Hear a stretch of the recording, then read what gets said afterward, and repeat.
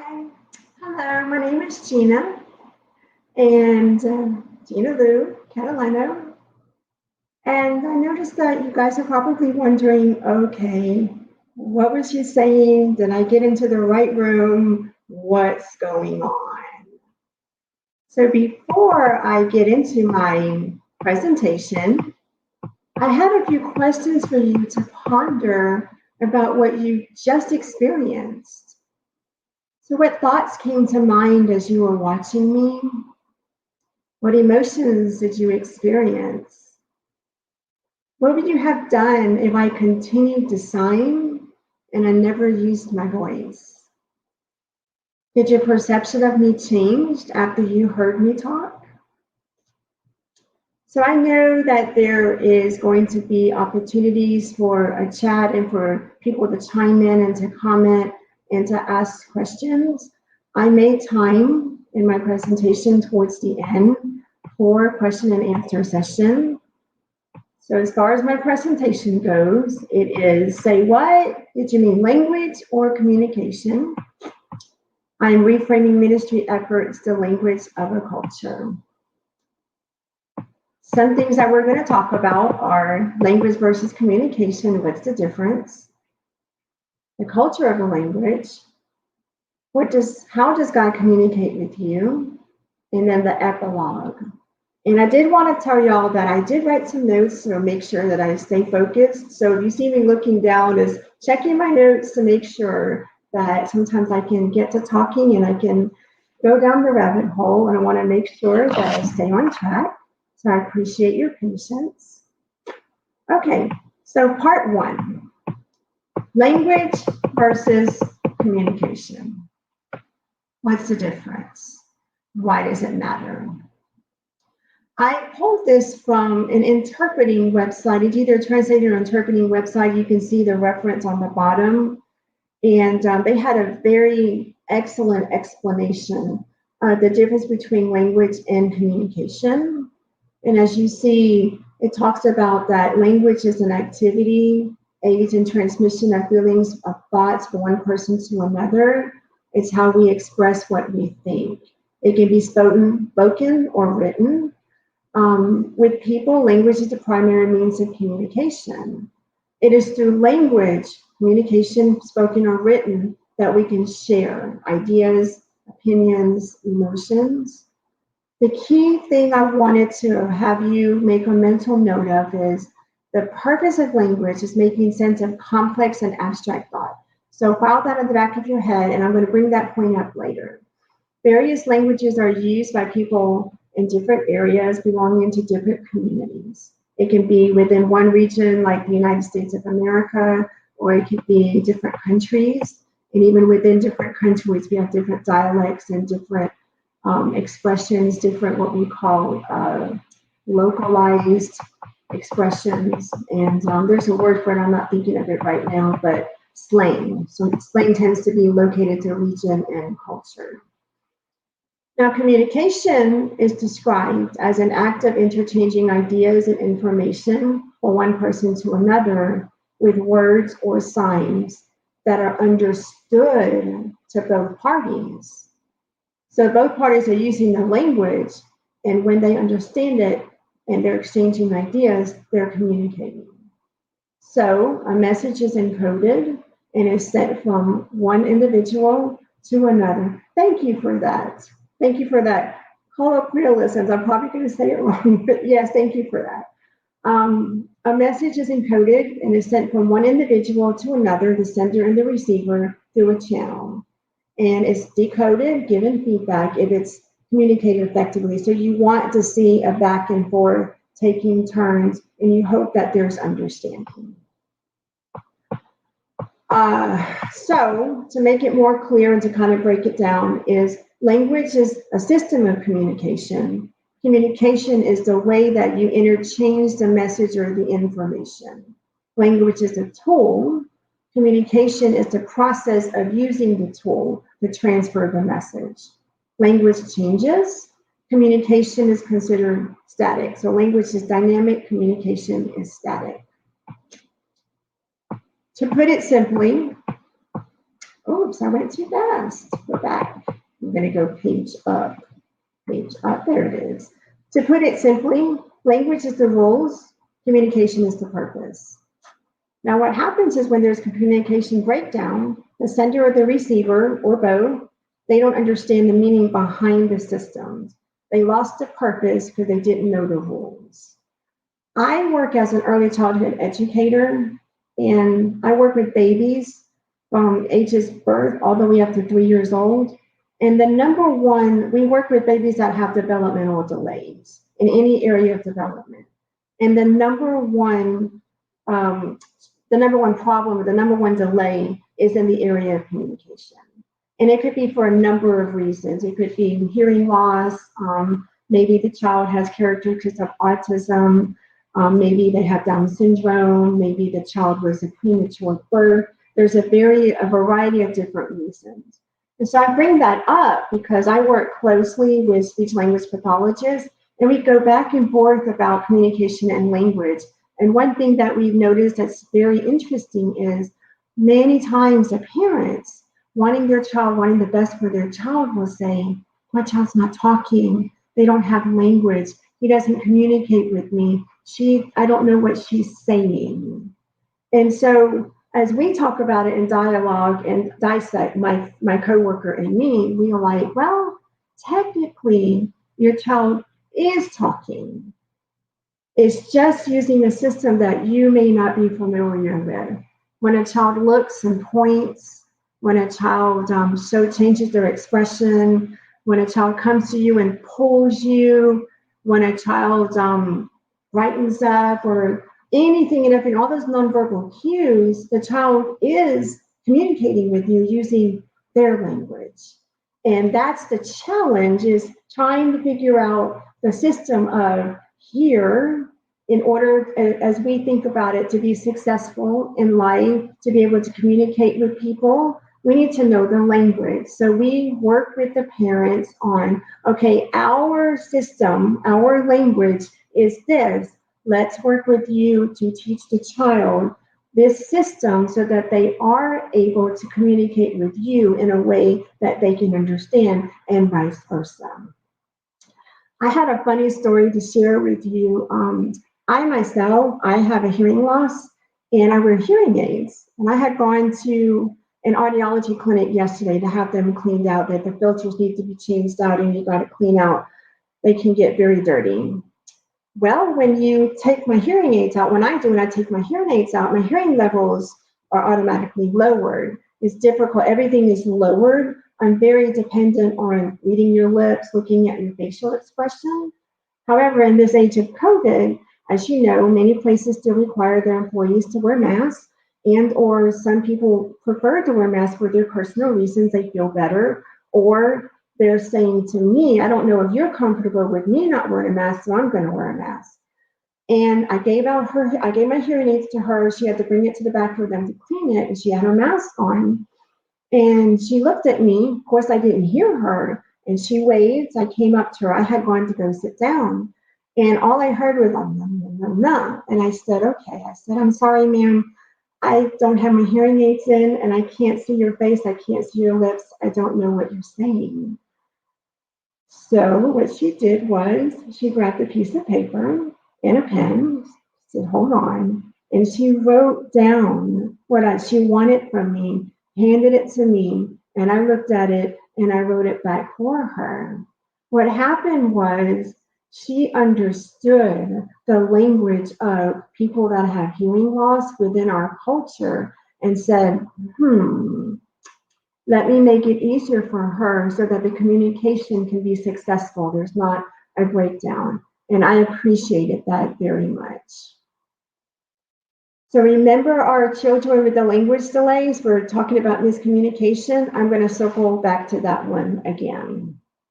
So let's go to part 2. Why the difference between language and communication? Let's see. So part 2 is the culture of a language. Culture defines language, and language shapes culture. I am fluent in sign language, and with my hearing aids, I hear well enough that I can interpret, and I have worked as a sign language interpreter in the educational system.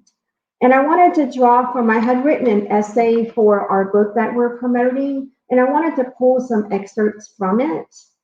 And I was reflecting back on my experiences working with the deaf members of our sign language ministry. And I was both. There were times when I was dependent on an interpreter, and there are times when I was interpreting and giving the message to the deaf members in their native language, which is American Sign Language. So I had the privilege of experiencing both sides. It was a unique position to be in. And I noticed some things after years of working with the deaf ministry and working with the church, where the majority of the members don't have hearing loss and the majority of the members don't understand sign language. So as you know, I'm not sure most of you know, but deaf people, their native language, their natural language is sign language. Those that use spoken English, they may are able to communicate using their voice, or have learned English and write back and forth notes and are reading English. But understand, most of the time, 99.9% of the time, English is their second language. They've had to learn it, depending on their hearing level. If they, like me, I was able to hear well enough with hearing aids that I picked up spoken language, so English is my native language. I'm referring to those members of the society in the deaf community that they simply could not hear well enough to pick up spoken language. Their native language would be sign language.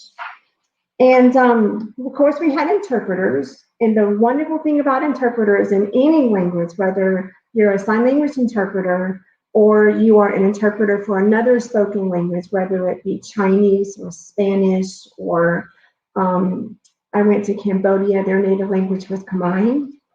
And I noticed that interpreters are really trained to facilitate communication. And that's a whole nother presentation.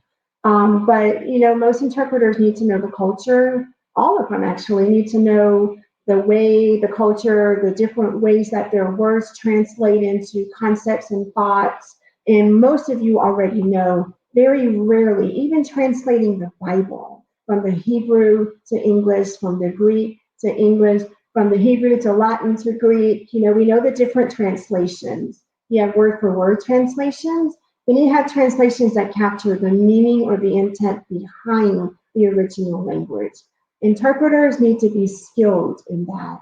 And as I noticed that, we had a lot of challenges, and most of the challenges, almost all, stems from the language of culture. And I'll give an example. Praise and worship. Most churches, the dominant culture, or those that are not deaf, we call them hearing. The deaf community says hearing people. And we love praise and worship, hearing people. It's pleasing to the ear. There could be, I'm not a music expert from my experience with gospel music and Christian contemporary music, rock music, country music, and jazz.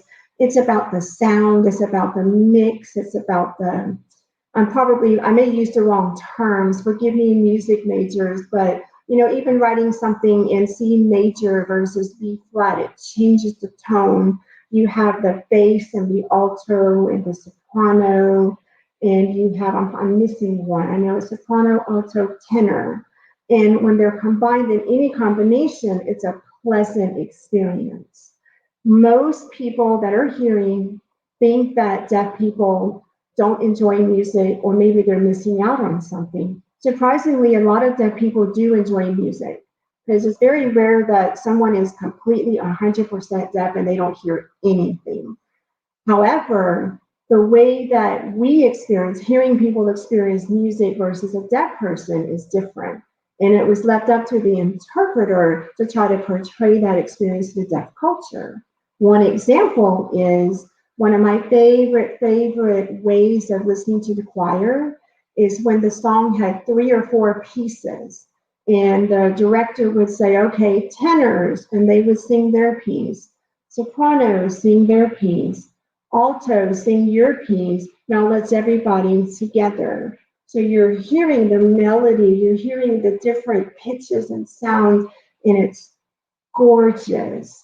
Ideally, if you were to do that, you also have the soprano. Ideally, interpreters, if you had enough, you would want one interpreter for the alto, one interpreter for the soprano, and on and on. And we have done it. We did do it a couple of times. You would stand up and you would see 4 or 5 or 6 different interpreters interpreting their piece. And the experience was equivalent to what a hearing person was experiencing. Unfortunately, it didn't happen often. You usually only just had 1 or 2 interpreters. Another example that I had is that when we are interpreting the sermon, again, hearing culture, the majority culture is, we're listening to English, we're hearing words, and I'll give you an example. Buzz Christian words: sow a seed. I am the vine and you are the branches. Just different things that we talk about that are tied to the Christian language. And when you're in church, I call it the church language, the language of the church culture. When you're interpreting, because the nature of ASL it's very symbolic. It's a 3-dimensional language. I described it right here. It's visual, conceptual, 3-dimensional. It has its own set of rules and it has its own unique symbol. It doesn't follow English word order.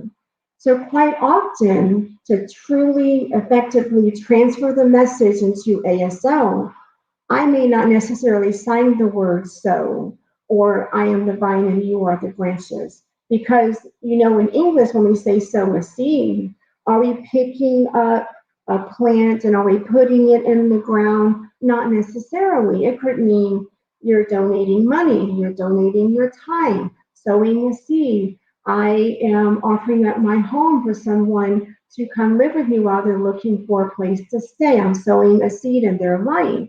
So as you're interpreting these concepts and images, and the deaf person may not physically see on our hands the word sow or seed, or I am the vine and you are the branches. It's symbolic.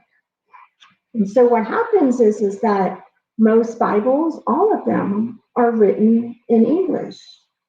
So the deaf person has an English Bible. It's their not native language, it's their second language. They just watched a sermon on sowing a seed, or I am the vine and you are the branches, which we know is in the Gospels. And I am the vine and you are the branches is what Jesus told his disciples literally right before he was about to be crucified. So we can point to the scriptures and the passages. However, my question is, can a deaf person read the English in the Bible and make that connection and genuinely understand what is being said in the spiritual principles? Food for thought. So my next slide is what I said is similar to going to a Broadway production of The Phantom of the Opera, and it's in Italian. And you have the little headphones and you're hearing it in your native language. For me, it would be English. And I'm enjoying it. Okay, it's wonderful. I understand what's being said. And then, okay, well, you saw the play in Italian, you heard the English translation. You should be able to go get the play and read it in Italian and understand it, correct? I mean, you just watched it with the support of an English translator. So that's the comparison that I was going to give you. The next page. So part 3. How does this tie in together with the language of a culture? My question is, remember I had said that the purpose of language is making sense of complex and abstract thoughts. And it was the previous slide. I put it. I think it's on the next slide. Well, the purpose of language, it was in the definitions of language, is making sense of complex and abstract thoughts. So my question is, how does God communicate with you? The core of God's message is love. So if we don't know the language, if you go to a foreign country, if you meet people that speak a different language than you, and it doesn't even have to be about that. It can be here in America, different cultures. You have those that were born and raised and maybe in the country versus someone who was raised in the city. You may somewhat have someone whose their ethnicity is different from yours. They grew up eating different foods. They had different cultural values versus someone who grew up in America. when they were born here in America. We all know about diversity. We know about different ways that we communicate and understand. We know the difference between communities. Some communities are very individualistic versus some communities are very cohesive and we depend on the community. And I'll give you an example. I did my residency for clinical pastoral education, and my peer group, we were all chaplain residents, were very diverse. One of my peer group, one of my members, he identified as Korean American. And I began to notice a pattern in him. Anytime that we would have a discussion or we were coming up with a plan, we sometimes our educator wanted us to write our curriculum, what you guys want to learn for Unit 2, and we would have a discussion. This my co-resident, he would stand up and say, okay, so the consensus is we're gonna A, B, C, and D. And it would ruffle some feathers, me, sometimes others. And I would be like, don't speak for me. I didn't say that. If I want to say something, I'm going to raise my hand and say it. And I begin to realize his culture. That's what they do. They discuss it. Everybody comes to an agreement what's best for the group. It is actually expected you remain silent and you choose one person to speak for the group. As I began to learn that, I became less and less offended. I was like, oh, okay, good, Gina, hold your horses. He's not silencing you. He is doing his part, his cultural language of how he works with us within a group. So that was one example that I had to learn. And yes, relationships thrive through communication, regardless of the language. I said that to say is that, again, how does God communicate with you? My experience growing up with a hearing loss, and I just noticed that a lot of times I would hear things in church. For example, it would be let go and let God, or forgive and forget. Go to the altar and release it. Or I would be like, what does it look like? What do you mean let go and let God? I don't understand. Okay, I had this issue. I went to the altar, I left it, and I don't get it. How do I know I let it go? And I began to realize that I heard the communication differently. So God would speak to me and say, Gina, this is what it looks like to let go. Prime example, let's say I got into an argument with my sister and she said, I don't like your hair short. I wish you would keep it long. And I got offended. So if I were to genuinely forgive her and let it go, it's okay, God, I explore my feelings. It's okay to get angry. It's okay to get upset. God, that really hurt my feelings. That upset me. Let it out. Express my feelings. Honor my feelings. Okay, Gina, what are you going to do about it? Are you going to forgive her? Yes, God, I will. Okay, let it go. Now, if I woke up the next day and I'm like, I can't believe what she said yesterday, that God say, Gina, you let it go. So for me, letting it go was when I started thinking about it again, don't entertain that thought, let it go. Can I focus on something positive about my sister? And I began to learn that God had to communicate with me differently, certain concepts that other people, when they hear it, they may have understood it the first time when they heard it. I needed God to give me examples or to give me a visual of what it meant. I wrote author Gary Chapman. He identified 5 different love languages. Some of y'all may be familiar with that. I believe they are the love languages: touch, quality time, gifts of service, acts of service, giving gifts. And I know there's one more. I'm trying to remember that last one. And in the same token, in the same vein, we have cultural languages. So the point that I'm driving is that if we take time to learn how to love people and their concerns, we begin to learn their language. So if a person is deaf and you don't know sign language and you meet them, you can still get to know them. You can still show compassion and care. which goes back to the previous in the very beginning. When you first saw me and I was signing, that's why I asked you those questions. What would you have done? Would you have, okay, I don't know this person, bye-bye? Or would you have, let me see if I can grab a pen and a paper? Would you have, if I didn't know sign language, I need help. What would you have done? And it's okay, don't be ashamed if it made you feel uncomfortable. And that goes across the board. If you meet someone who just moved here from another country and you don't know their language, what do you do? Do you close yourself off and say, oh, well, next? And I say that to make a point. It's just that if we're called to love, which God has called us to do, and if we're called to share the gospel, how can we do it with people whose language is different from ours? How do we learn the culture of the language? How do we show the love of God despite that language?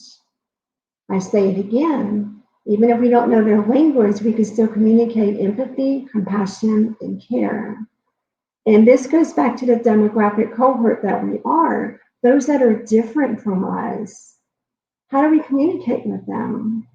How do we serve them? How do we join in on social justice causes that you plain and simply don't understand because you've never experienced it? How do you look at things that are valuable to them and not necessarily be valuable to you?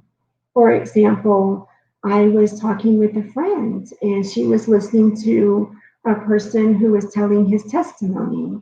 He was in India and he was running and he had run into a girl that was on the side of the street, a young girl. She was selling vegetables. And as he got to talk to her and get to know her, he found out she had to sell the vegetables and her mom was selling food because she had to pay $2 a day to get her education. That's what I mean. So many different cultural values. We take for granted that education is free. So if you grow up paying $2 a day for education, how does that impact your culture, the language of your culture, and how you communicate with God and how you communicate with others? So, as I said, if we take the time to learn how to love people and their concerns, we can learn their language. Even if we don't know their language, we can still show compassion and care. However, we can't be satisfied with just that. Because remember, I went back to the purpose of language and making sense of complex and abstract thought. And I had said, file in your mind about the children that have a communication delay that I said earlier. So what if the parents said, well, they communicate, my child communicates this way, I communicate that way, but I'll just continue to love them and we'll be fine. How would you feel? Or would you want that parent to learn the language of the child and turn around and teach the child your language so you can communicate, so that child can come up with abstract and complex thoughts? And that goes with the deaf community. I can have, if I was deaf and I did not have my voice, and I had friends that did not know sign language, it would only be a matter of time before our relationship would not go any further. I wouldn't be able to express to you abstract thoughts. You wouldn't be able to genuinely, truly get to know me. So I ask you, how do we bridge the gap between language and culture? My response is radical love. What does that mean? If y'all remember that when Jesus would tell parables, he would often say, he or she who has ears to hear, let him or her hear. Other translations will say, if a person has ears to hear, let that person hear. When the disciples asked him, well, why do you speak in parables? He would, when I was doing my research on Matthew 13, 10 through 15, the cross reference was Isaiah 6. And Isaiah 6 talks about when God was talking to Isaiah, and he coined, he wrote in the scriptures that there are those who keep on hearing, but they don't understand. And there are those that keep on seeing, but do not perceive. So my question in the language of a culture is, do you understand God's language? Are you able to make sense of complex and abstract thought in your personal relationship with God? Jesus described those who heeded his instruction, the parables he was teaching. He said, my interpretation of heeding what he's saying was they heard with their heart and they acted upon it. And he compared it to a wise person building a house on solid rock, as opposed to a foolish person building a house on sand. So there's a level of, in order for me to be able to learn other people's culture and language, to get to know them, to, as we said, relationships thrive through communication, and God is a relationship God. It starts with me in my relationship with God, because God,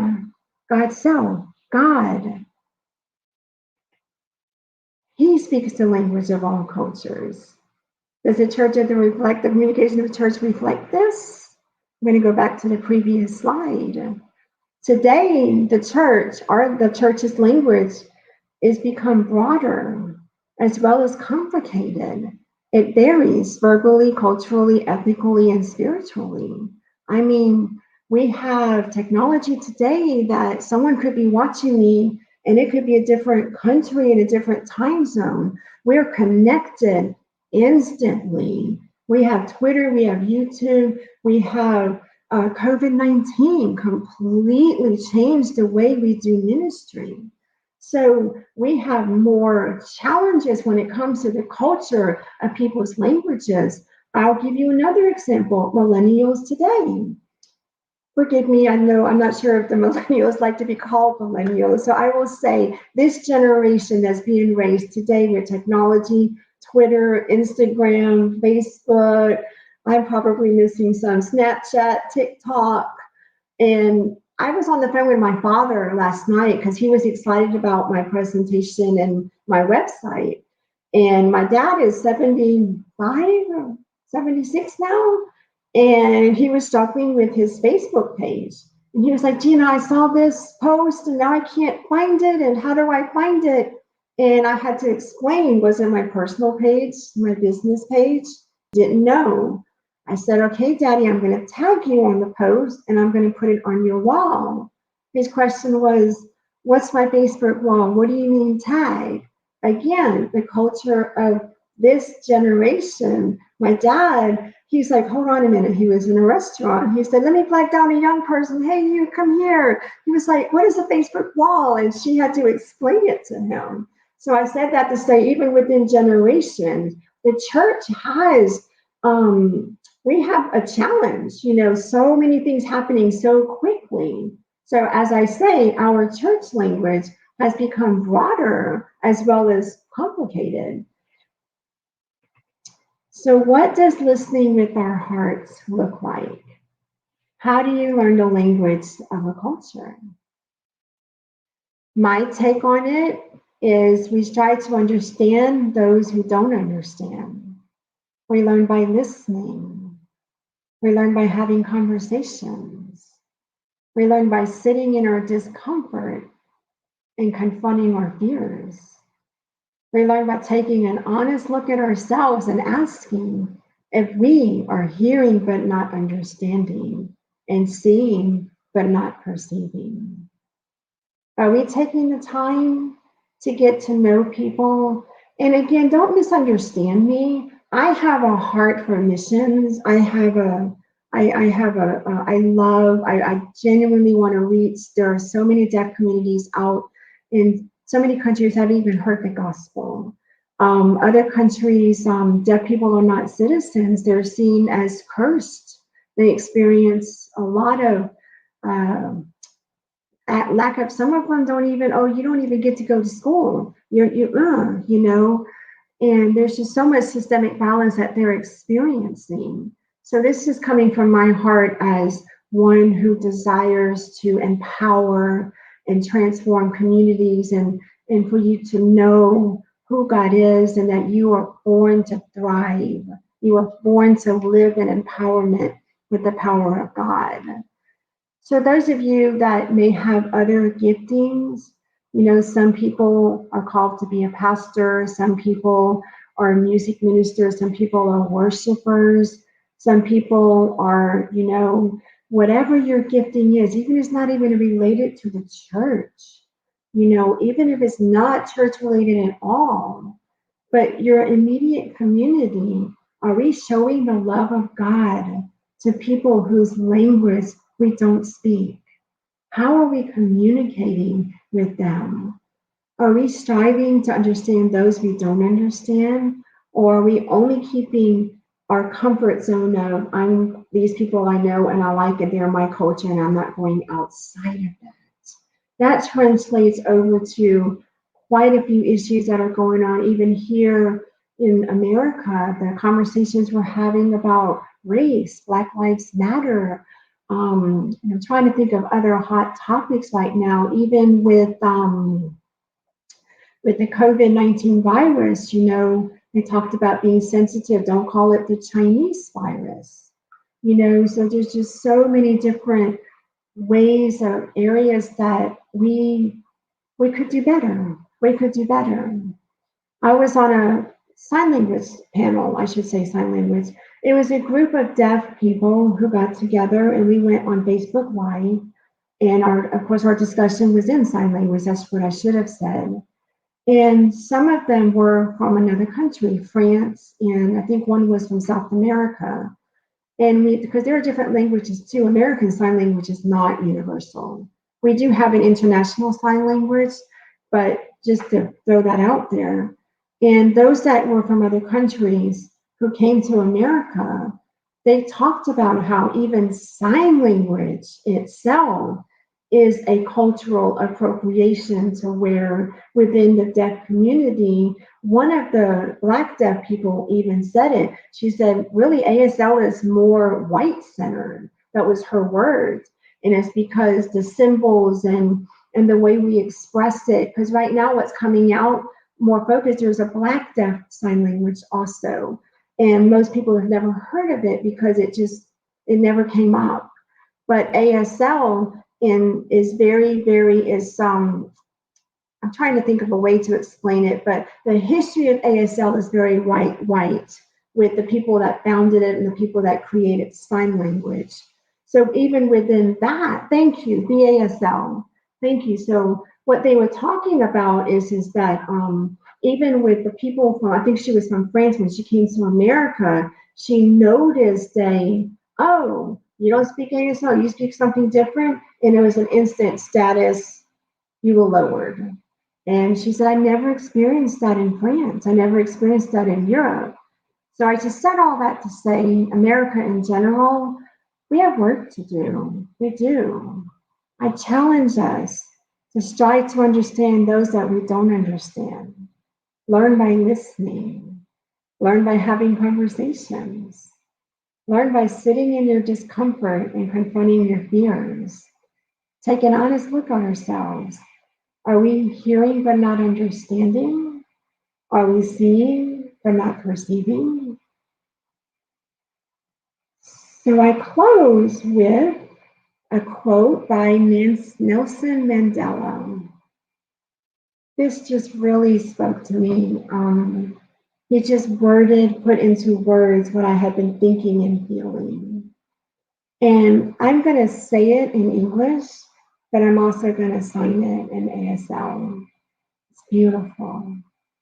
Says, if you talk to a man or a person in a language that he understands, that goes to his head. If you talk to a man in his language, that goes to his heart. So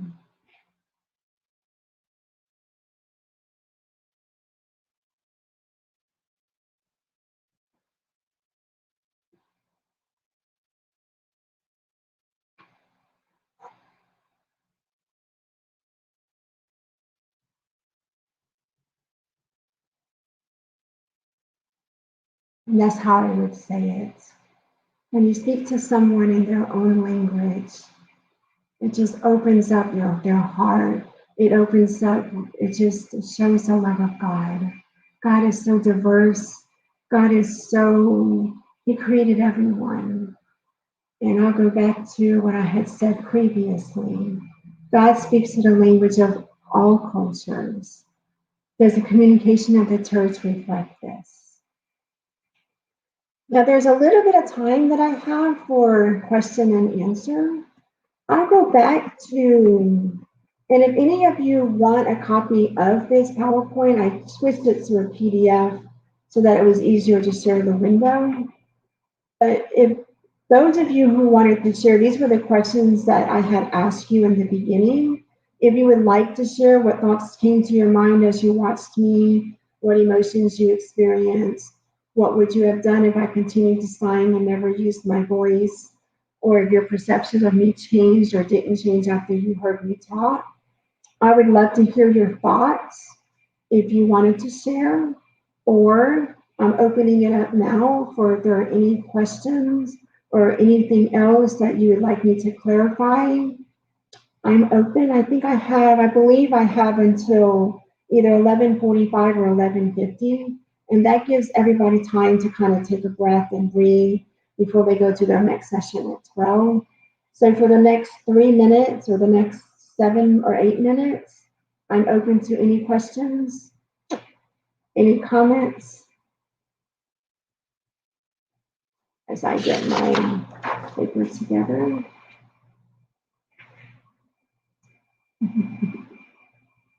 So guys, forgive me, this is my first time actually using this platform, Hopin. So getting used to the different features of it. So I don't know, I'm trying to see, let's see, question and answer. Okay, yeah. Okay. I'll wait for just a few more minutes till about 11:45. I did want to thank all of you for coming to my presentation. I hope that you guys are enjoying, whether you signed up for just one day, you signed up for the demographic cohort, or you signed up for the whole 3 days of the conference. It's amazing. It's wonderful. I want to thank Reverend LaKesha Womack for putting this on. Wonderful, wonderful information.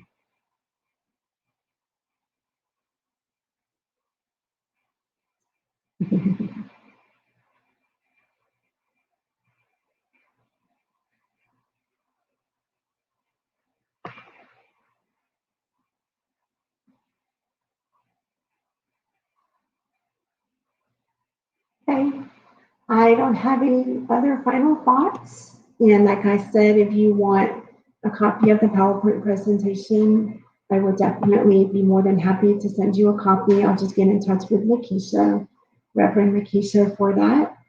And thank you once again. And thank you. I had a person say, thank you very much for presenting on this topic. It's a key factor for effective demographic ministry and making accessible the liberating personhood and the presence of God. Yes, thank you. I appreciate that. Thank you very much. I don't want to mispronounce your name. Amal. I appreciate that. Amal. Thank you very much. Okay, I'm going to be signing off so I can go get something to drink, something to eat, and I can join the 12 p.m. session. Bye-bye.